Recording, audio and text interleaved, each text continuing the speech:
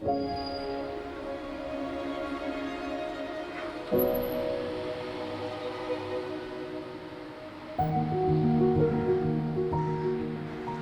trovo a Gorizia in via San Gabriele, alle mie spalle il valico che divide l'Italia dalla Slovenia, un valico particolare perché si trova a metà della strada che congiunge le due città. La strada nuova che porta al centro di Nova Gorica in realtà esisteva prima della costruzione della città slovena perché conduceva al cimitero di Gorizia, la Grassigna e anche la fabbrica della fornace.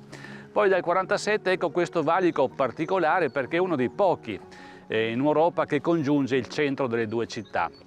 È interessante perché già fino agli anni 80, poco prima dell'indipendenza della Slovenia, ricordo che i militari in servizio di leva che venivano inviati a Gorizia, a loro era raccomandato di stare molto attenti nelle libere uscite affinché distrattamente non valicassero e andassero in Jugoslavia in territorio nemico, come veniva spiegato allora. Questo per dire qual era la concezione delle due città, di questo confine, che adesso invece è stato superato anche grazie a progetti di riqualificazione urbana come quelli che andremo a conoscere tra un po'.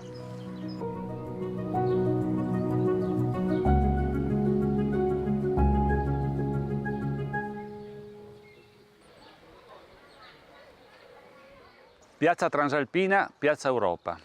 Una piazza con due nomi e oggi paradossalmente ha un senso mantenere i due nomi.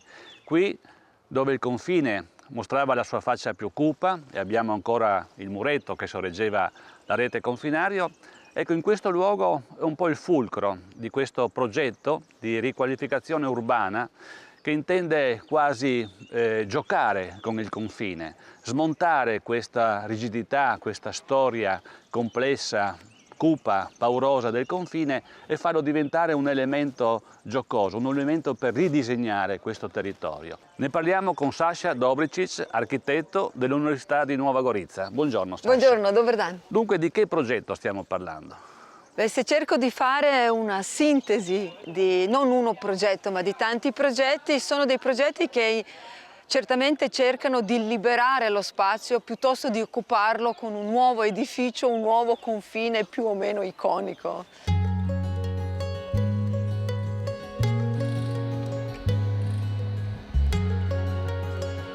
Nello specifico qui ci troviamo per esempio forse il luogo che conoscete tutti, di cui si parla di più, che appunto è una piazza che unisce le due città, l'elemento più iconico, piazza Transalpino Trg Evrope, unico punto dove il confine sparisce, no?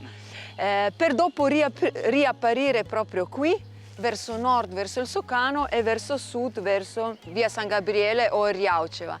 Quindi tutti interventi in questa fascia lungo il confine che è lunga quasi 1 chilometro, in qualche modo cercano innanzitutto di riusare il potenziale esistente degli edifici, cioè di riusare edifici storici. Penso che è abbastanza chiaro a tutti che davanti a un edificio così monumentale, che è una delle più belle stazioni di ferrovia in Slovenia, ma forse anche in regione, metterci un altro sarebbe abbastanza un controsenso. Quindi la piazza innanzitutto, oltre che indicare il punto di confine, rispecchia la potenza di edificio della Transalpina.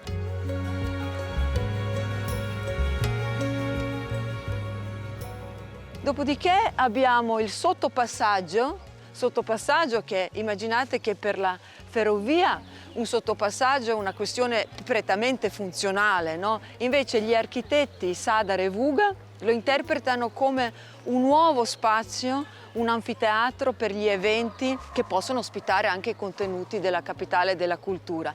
Ciò che è interessante è che non si è pensato solo cosa si farà nel 25, ma anche cosa si farà dopo il 25. E qui è entrata in gioco l'Università di Nova Gorica, che appunto, questo forse è curioso, metterà il proprio retterato dentro l'edificio della ex stazione ferroviaria e si spera che Next Generation, proprio i giovani, saranno i primi abitanti di questa zona. Certo, perché l'eredità di Go 2025 è proprio quello che lascerà alle future generazioni. Forse questo è il vero senso della capitale europea della cultura. In questo grande progetto, tuttavia, c'è la parola chiave gioco. Sì, sì. Che cosa si intende? il gioco nel senso che se due azioni classiche di costruzione, no? Sono costruzione o demolizione, gioco invece indica un challenge, una sfida a qualsiasi elemento che divide o costruisce o demolisce, e quindi gioco con il confine, o meglio la profanazione del confine, è forse il leitmotiv che connette questo 1 chilometro di fascia verde transfrontaliera. E quindi se prima parlavamo di macro dimensioni, diciamo di interventi più o meno infrastrutturali, qui parliamo di dettaglio, di così chiamati non proprio un nuovo arredo urbano che unisce le due città, così chiamati milestones o pietre miliari, no? Che indicano generalmente, come vediamo questa qui, dove sta il confine, ma questa volta si trovano lungo il confine o nei vari posti delle due città, in modo proprio che lo profanano. Dov'è il confine? Sono adesso sul confine o sono da questa o l'altra parte? Questo gioco ci porta in fondo anche alla didattica e, se non sbaglio, è un progetto che fa capo al GECT. Sì, sì. Tutta la fascia sud insieme ai Coin Milestones è il progetto che supporta e guida GECT. Ciò che non ho detto che è interessante di Milestones, ogni Milestones parla di storia di questo luogo, ma di tante storie di questo luogo, quindi è veramente fortemente didattico, ma soprattutto ci ricorda che non c'è una sola storia, un solo monumento che parla di sto luogo, ma tante storie che sono state dette, ma che anche verranno dette nel futuro. Condivido.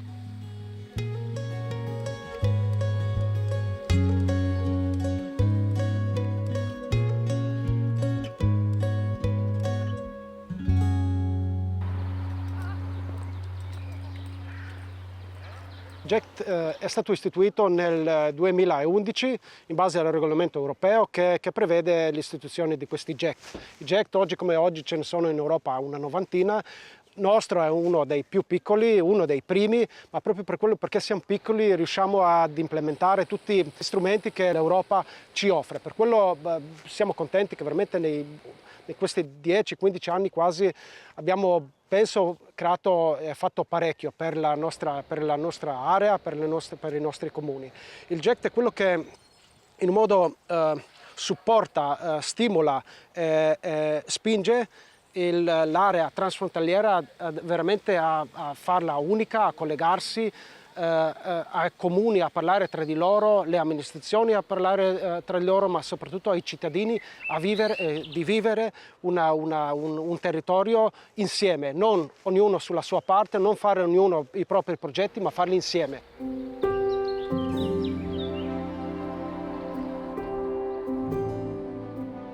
Tutti i confini hanno le sue storie specifiche e così via, ma tutti i confini sono un po', in un modo sono veramente artificiali, veramente qua si sente pienamente, perché la gente vive un po' di qua, un po' di là, ha le famiglie un po' di qua e un po' di là, e questo è il confine che è stato creato dopo la Seconda Guerra Mondiale, era veramente una cosa che ha tagliato proprio molto brutalmente questa terra. Per quello, dopo l'apertura dei confini, con l'ingresso di Slovenia in Europa, veramente abbiamo iniziato a respirare con i polmoni pieni, sia un lato che l'altro lato.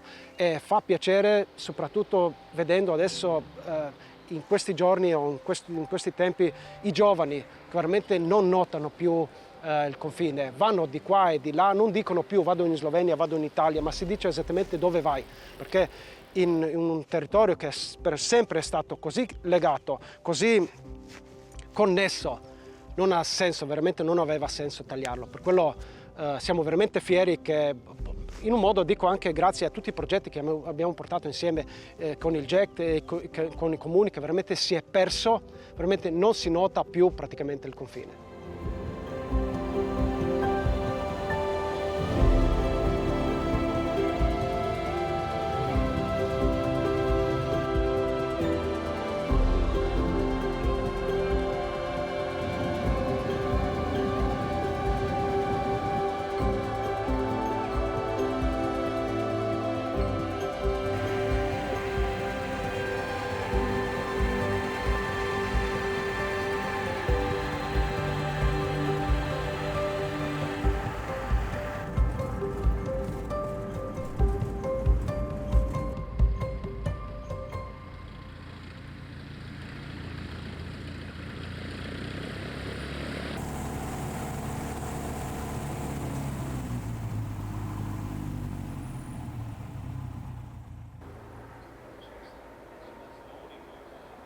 Ci troviamo all'aeroporto di Gorizia, uno dei posti più suggestivi della città, con Bruno Pascoli, ricercatore storico appassionato di aeronautica.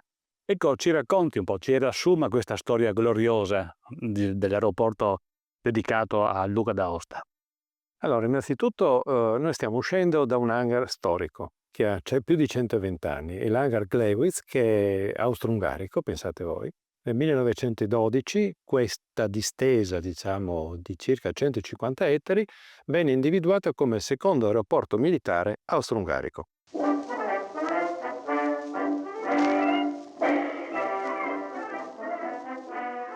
Nel giugno del 12 i primi brevetti militari e da lì comincia la grande avventura, come la chiamo io sempre, diciamo, del volo a Gorizia. Durante la Prima Guerra Mondiale chiaramente, insomma, battaglie, qui era un campo trincerato, eccetera, quindi di voli non ce ne sono stati. Comunque Baracca, ricordiamoci, la prima vittoria che fece Baracca fu proprio sopra il cielo di Gorizia nel 1916. Poi l'aeroporto viene abbandonato, ma con l'avvento del regime, diciamo, che spinge sull'aeronautica, perché è il fiore all'occhiello un po', no? di Mussolini, di Balbo, eccetera, nel 24 questa grande distesa viene bonificata e riattata ad aeroporto. Nel 31 poi arriva, diciamo, il principale attore aviatorio, che è il Luca d'Aosta. E infatti alla fine del 31 si forma il quarto stormo, famoso quarto stormo che darà poi la storia per un 5-6 anni, e diciamo che a Gorizia poi nascerà, grazie al Duca d'Aosta, il volo acrobatico, le nostre frecce tricolori Ecco, attuali. si può dire forse con pizzico di presunzione che qui è nata la pattuglia acrobatica nazionale, insomma, l'antesignana della Puglia. Certamente, proprio, diciamo, grazie, insisto su questo fatto, grazie al comandante.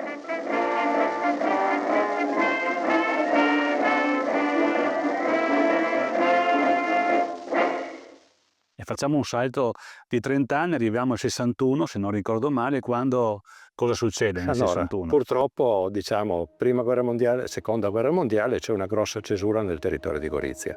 Pensate, a 150 metri verso est c'è il confine di Stato, la nuova linea di confine, quella del 47. Quindi Gorizia nel 61 viene chiusa come aeroporto civile e nel 61 si passa a Ronchi e si chiude un'epoca. E adesso all'orizzonte, nel vero senso della parola, c'è una nuova, futura, parziale destinazione di questo campo di volo. Sì, diciamo che adesso si è fatto una progettualità, si creerà uno spazio atto a ospitare grandi concerti. Speriamo che sia un volano, che grazie appunto all'affluenza, alla presenza di turisti qui a Gorizia, ce n'è bisogno assolutamente, ecco, si crei un indotto che possa aiutare anche a questo aeroporto bellissimo, per conto mio, a sopravvivere a questo. Potrebbe avere un'importanza anche in un futuro come aeroporto puro. Credo che l'obiettivo sia la massima fruizione di questo sito, al di là delle varie declinazioni su cui verrà proposto, perché è un posto veramente unico.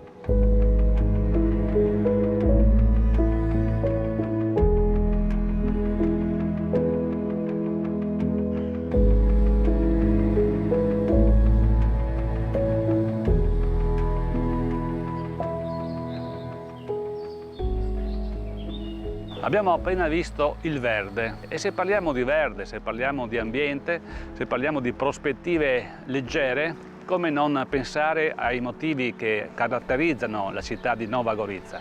E per parlarne incontro Alenka Di Battista, storico dell'arte. Ciao Alenka. Ciao, piacere. Che ci spiega quali sono stati i motivi, qual è stata la genesi della scelta di costruire proprio qui la Nova Gorica. Allora, i primi progetti vengono fatti da un architetto locale, Božidar Gvardjančić, che progetta la nuova città vicino a Šempeter Vrtojba. Poi vengono chiamati più architetti a fare i primi progetti e questi sono Edvard Raunikar, Božidar Gvardjančić, ma anche Marko Župančić. Da questo punto in poi la progettazione della nuova città viene spostata su questa piana di Salcano. Di sicuro si può dire che questa parte della piana di Salcano era più argillosa, quindi non era buona per essere coltivata.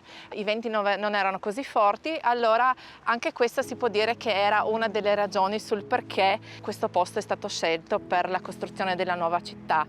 Su questa piana di Salcano comunque esisteva già il cimitero di Gorizia, c'erano delle case di contadini sparse, ma effettivamente una città vera e propria qua non esisteva.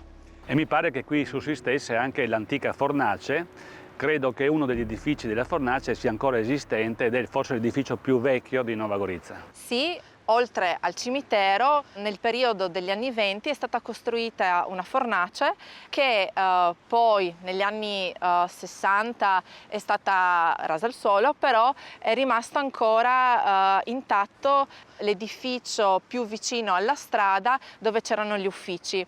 Collante tra le due città è il torrente Corno, che nasce nel territorio sloveno, nel bosco del Panovec, e appunto congiunge idealmente queste due città. Sì, viene deciso di costruire prima la parte sud della città, che cioè la parte più vicina al torrente Corno, e i primi lavori che vengono fatti sono proprio i lavori di bonifica della terra in questa parte sud, ovvero anche la migliorazione del torrente Corno.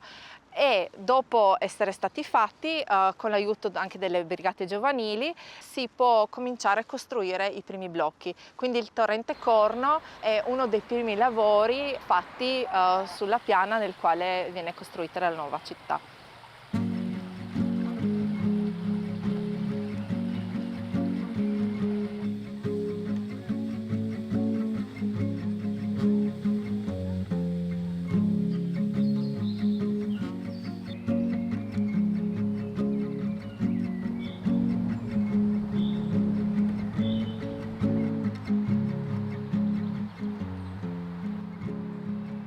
Mi trovo alla Valletta del Corno, uno dei parchi cittadini, uno dei luoghi più suggestivi, tra l'altro oggetto di recente riqualificazione, che ha una valenza sia storica che botanica, ed è per questo che incontriamo Ljubina Debeni, esperta, appassionata di botanica, che ci racconta un po' le caratteristiche di questo parco.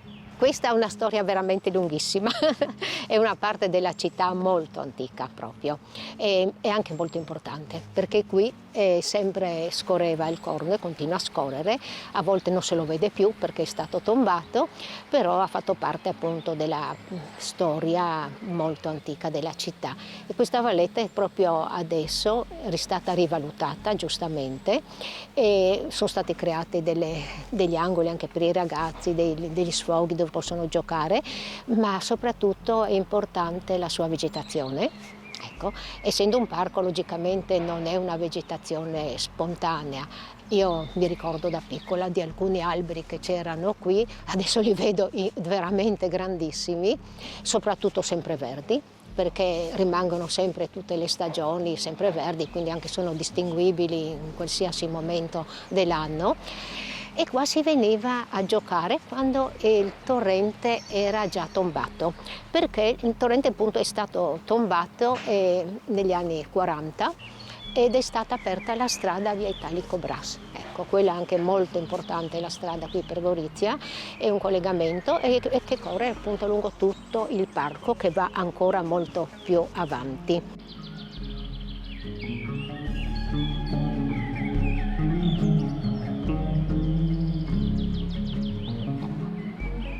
Noi ci troviamo davanti a una coppia di cedri, non so quantificare evidentemente l'età, però rappresentano in qualche maniera l'essenza antica, riflettono la storia antica di questo sito. Quali altre essenze, che lei ha già accennato, ma quali altre essenze sono particolarmente caratteristiche di questo luogo? Caratteristiche nel senso che sono state messe, perché qui in origine erano tutte essenze selvatiche, però le essenze appunto sono cedri, abeti, pini, magnolie, palme, ce ne sono tantissime. Non è proprio un parco di città, che appunto ha alberi proprio specifici, ma è più un parco della Valletta del Corno, quindi è giusto che sia anche un poco più naturale e tenuta. Adesso andiamo in un altro posto di Gorizia molto caratteristico, il parco del municipio, altro scrigno di storia e di botanica.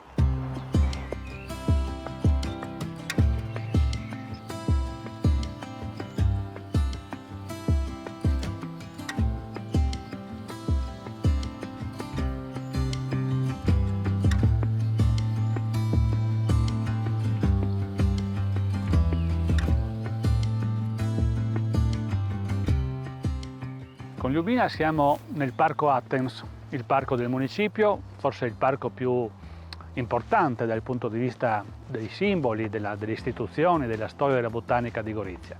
Che cosa ci racconta questo sito? Cose molto antiche, perché appunto si parla anche di questa città molto molto antica, medievale addirittura, che si è estesa fino a queste nostre parti, una città considerata sempreverde perché veramente ne abbiamo tanti di parchi, di giardini privati, di nobiltà anche, e appunto questo è un parco che era una volta privato, che è cambiato nel tempo, perché nel Settecento c'era un tipo di giardino che si faceva, settecentesco, molto formale, con le aiuole tutte uguali, e adesso invece abbiamo il giardino ottocentesco, dove ci sono tanti alberi diversi, sempreverdi, spoglianti, i tempietti che si usavano anche, con sentieri, come vediamo, anche molto curvolinei e molto molto accessibili anche. Soprattutto adesso che è stata fatta la riqualificazione di questo parco, e mi piace che hanno rimesso anche le panchine dove si può stare vicino a gloriette, magari a leggere il giornale o fare qualche spettacolo, qualche intervento. E la cosa più bella che ho trovato sono le piante segnalate con il loro nome, perché se noi sappiamo il nome di una pianta, la riconosciamo, la rispettiamo, insomma ci interessiamo di lei e quindi non facciamo danni. Di piante ne abbiamo tantissime, come questo famoso platano. Questo è diventato l'albero monumentale. Noi abbiamo a Gorizia 6 alberi censiti come monumentali, tra cui questo platano proprio. Ecco, questo platano sembra proteggere la gloriette, che è forse il simbolo, come dire, monumentale del parco. Un tempo lì si potevano trovare i giornali anche esteri, potevano essere letti in santa pace, si poteva discutere di cultura, di grandi temi.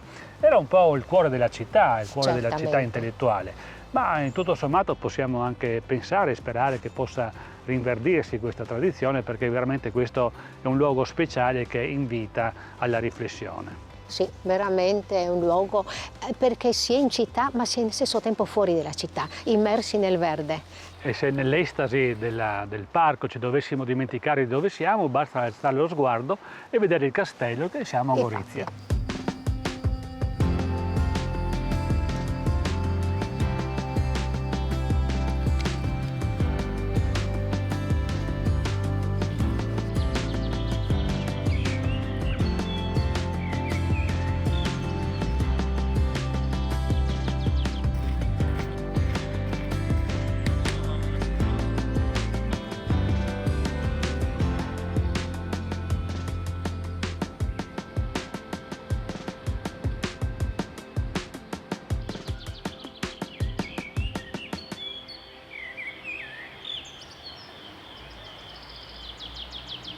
Giardini pubblici di Corso Verdi, un luogo simbolo per i goriziani, uno dei tanti parchi, forse il più intimo della città. Un giardino creato nel 1863 che ci racconta tante pagine di storia. E per farlo incontriamo David, storico dell'arte, che appunto ha studiato a fondo questo sito. Ciao David. Ciao Roberto. Raccontaci dunque la genesi di questo parco. Sì, dunque quando Gorizia ha ricevuto nel 1860 la stazione ferroviaria e praticamente è stata connessa con Trieste, serviva avere anche uno spazio pubblico per i cittadini come altre città dell'impero. E allora il podestà Doljak ha deciso di fare una colletta e di fare un bel giardino con 3 fasi. Una fase un po' più geometrica che è all'inizio vicino al Corso Verdi, una seconda più all'inglese e una terza, chiamiamola pittoresca, che andava verso il torrente Corno. E con questo Gorizia ha ricevuto uno spazio pubblico per i cittadini, per passeggiate, anche per nascondersi forse in questo clima mite goriziano che attraeva le persone. E con le nostre spalle abbiamo forse un monumento, se così si può dire, anzi si può dire, la Magnolia, messa a dimora proprio in occasione dell'apertura del giardino. Una pianta che tradisce in qualche maniera anche uno spirito politico, nazionalistico. Sì, qua in effetti in questa zona ci sono molte cose che rifanno alle comunità che vivevano a Gorizia. C'è il Trgovski Dom, c'è il palazzo del Consiglio Comunale di fronte e c'è il giardino pubblico con la Magnolia che ovviamente con i fogli, con i semi e con i fiori ci ridà alla bandiera italiana e quindi uno dei tanti simboli in questo spazio che parlano di come Gorizia era multietnica. Certo. Un'altra connotazione interessante è la mutazione periodica dei nomi sia del Corso Verdi sia di Corso Italia, che rispecchiano appunto il tempo e i comandanti dell'epoca. E in Corso Italia si affacciano queste splendide ville, costruite proprio dopo l'apertura della ferrovia meridionale nel 1860, che sono un altro scorcio imperdibile di Gorizia. Sì, in effetti Gorizia come quantità di ville suburbane ne aveva tantissime e la zona dal centro di Gorizia verso la stazione ferroviaria era proprio fatta per vendere lotti a chi veniva dall'impero per costruirsi la villa e venire specialmente d'inverno per il clima mite goriziano, perché ovviamente Gorizia, anche grazie al clima, era chiamata la Nizza austriaca. Senti, qual è quella che ci consigli di vedere con particolare attenzione delle ville vicino alla stazione? Beh, ovviamente ci sono tante in diversi stili eclettici, ma forse il Villino Vervega è quello più interessante perché è l'unica in stile neogotico, proprio perché chi l'ha fatta costruire, Riccardo Vervega, ha cercato di andare oltre quello che era il consiglio comunale e l'estetica di chi erano i consiglieri comunali e quindi è riuscito anche tramite l'avvocato e tramite la corte di Vienna a costruirla così come voleva. Villa Vervega entra nel romanzo L'albergo sul confine di Roberto Joss, uno dei più bei libri sulla storia di Gorizia di fine Ottocento. Grazie David e buon lavoro. Grazie. E proprio qui, dal giardino pubblico di Corso Verdi, una riflessione su come il verde, su come questi siti dedicati all'ambiente siano una connotazione comune tra Nova Gorizia e Gorizia, capitale europea della cultura.